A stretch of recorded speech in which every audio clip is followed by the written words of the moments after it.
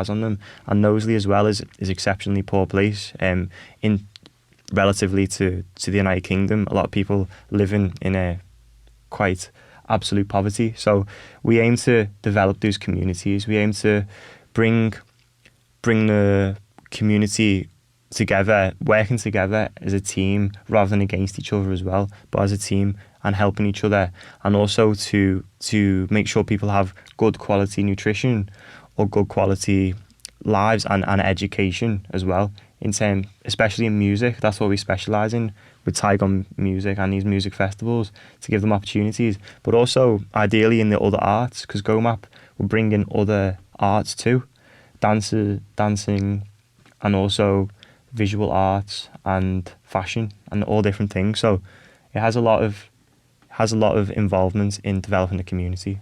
Oh, that sounds like a music and arts festival, sort of, music and arts. Yeah. So I was talking to one of your international volunteer ambassadors the other day, and he was telling me that gospel music against poverty, part of your gate takings, your tickets, will be donated to charities supporting the homeless, charities supporting poverty reduction, charities supporting poor and physically disabled children, and some other communities projects. Could you enlighten us about this a little bit? Yeah. So that's the gate revenue, goes towards poverty reduction charities, homelessness, helping the disabled, any of these charities in our community which helps to support the development of humanity and mankind in Liverpool. That sounds very interesting. That could be another source of funding for those charities then, another 100%. Source of funding to keep them going. Yeah. So what are we expecting for your music now, Mr. Jake Hoffman? What are we expecting for your music that you're putting together today? Well, in terms of the direction of the project, or in terms of the music itself, what do you want to know? When are you planning to release some of them and stuff like that, Well, because we're waiting to hear this. It's going to be hot, the way it's feeling. Hopefully that's the way. I've been trusting in God as much as I can during this project, and trusting in God's timing as well during every stage of the project. So I've not necessarily planned any of it. It's been all in God's hands, But we're up to 8 tracks now, so we're getting to the point now where we could release an album at any time. And as soon as that's released, we'll make sure to let everyone know, and also to promote it, and also to play shows with the music as many as we can. Yeah, that's when they say God's time is the best, isn't it? Yeah. God's time is the best. Now back to you, Mr. Ade. I know they always call you H. Can you finish it for me? HMAN. HMAN. Yeah. That's good. HMAN. What does the H stands for, actually? Oh, it actually means humble man. The humble H means man. humble, yeah. Wow. So how did you come about humble man? Back then when I was in school in my country, Nigeria, I was part of the political student union back then in Nigeria. So I was the public relation officer of my faculty then. So because of the fact that I could be able to at least treat everybody equally, I could be able to listen to everybody's complaint. I can treat everybody equally. I can actually relate to everybody, even irrespective of the level which they are. So people now look at it, this person is kind of very humble person. Whenever they come around to my office to say, we actually have a complaint, we need to actually give you this to help us at least report it down to the appropriate quarters. I was just like, okay, no problem. You can reach me at any time. Some of them sent me a message around 12 a.m. at night. So anytime they send me a message, so far I'm still awake, I'm going to reply to their message. So they now look at it, this guy is very, very such a very humble person. I think we need to give him that name, Humble. Okay. So that was now actually come about humble man. So Humble Man what? Humble Man, HMAN. HMAN. So actually so now, HMAN. Instead of Humble Man, I think it's very best for me to say Humble Man. Okay. To say HMAN instead of calling the whole name Humble Man. But anybody that asks me that, what does that H stands for? I'll tell them it's actually Humble Man. So it's it's actually a very lovely name to me anyway. Okay, so Mr. Ade, who are the people that inspire you when it comes to drumming? Who are your, inspirations? Who inspire you most, to handle the stick and drum that thing out of yourself? Honestly speaking, I've actually listened to so many professional drummer, the likes of Dave Waku, Steve Smith, Steve Gatz. They are not basically gospel drummer. But then before actually moving to gospel fully, I really don't understand gospel. This time I listen to professional drummer, which I just mentioned, the likes of Dave Waku, Steve Smith, and Steve Gadd. So then they play jazz. They are jazz artists. So when they play, I listen to many of their concerts. So they play different time signature.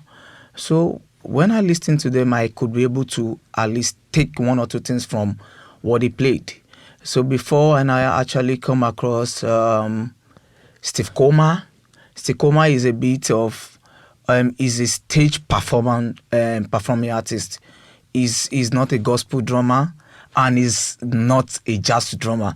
So I would just say probably he is a solo artist. Okay. He's a solo drummer.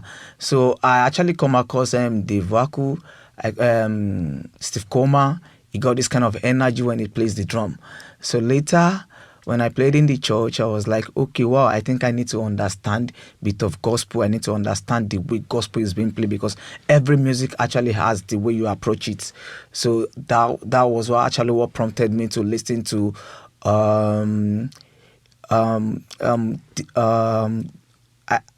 can I still remember the name? Chris Coleman. And so I listened to Eric Moore. I listened to Aaron Spare. Okay. I listened to Thomas Pidgeon. Nice. Mostly when I listen, I actually like Thomas Pidgeon because of his flexibility and techniques. Okay. But when we talk about understanding gospel chop very well, I actually go for Eric Moore. I listen to Eric Moore because he actually got so many gospel techniques.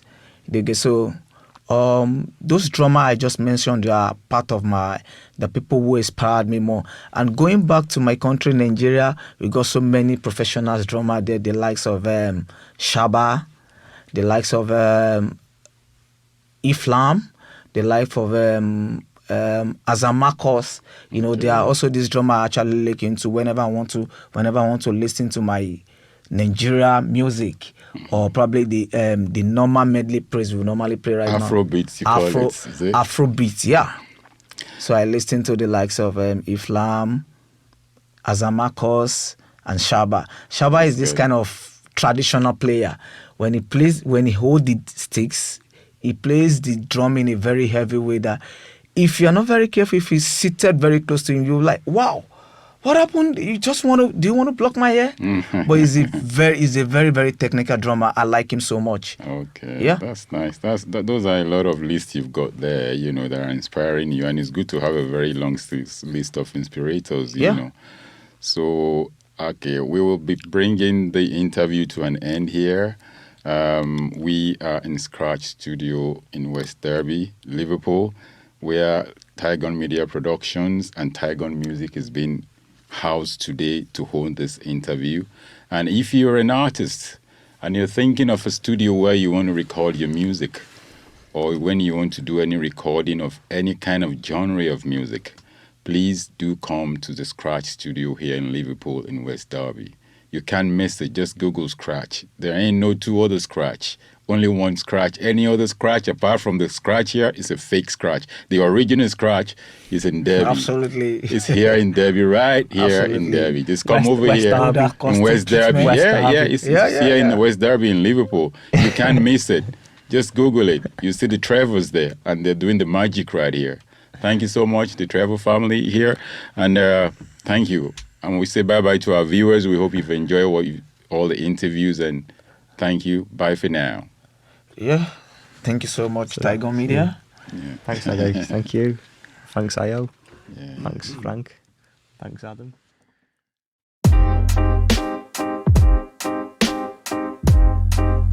Something to buy, yeah.